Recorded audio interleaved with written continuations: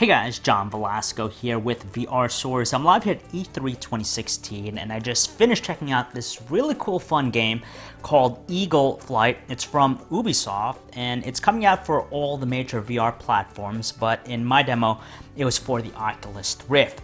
Now my demo was a multiplayer aspect, but I assume that the single player campaign is going to be on the same premise.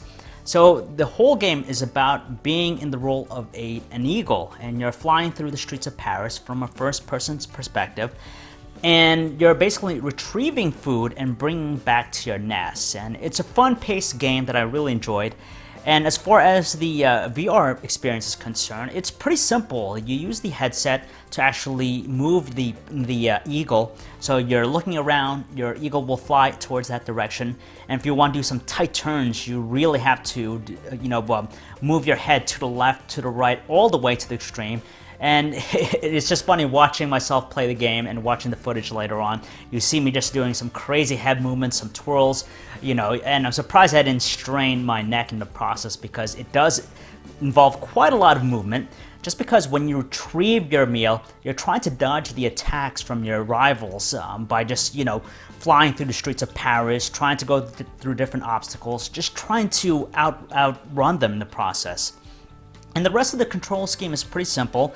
You could accelerate, you could slow down. There's a button to shoot out some sort of echo wave at your opponents when they retrieve something, so you can knock them out. And there's another button that shields you, which I really didn't understand. But basically, it was fun. It was 2 against 1. It was me against 2 other opponents. They were on one team, I was on by myself. And it was just really fun playing the game.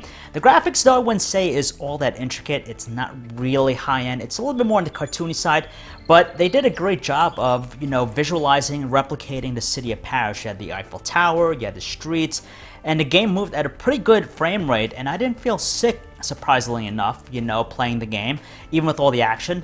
And the most satisfying part is when the time runs out and I was beating them. It was just really, really fun overall.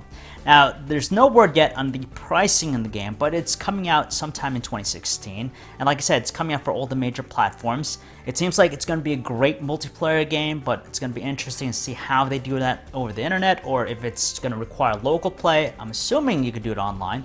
And the single player campaign, who knows? But hopefully it's going to be worth it and the pricing is going to be decent.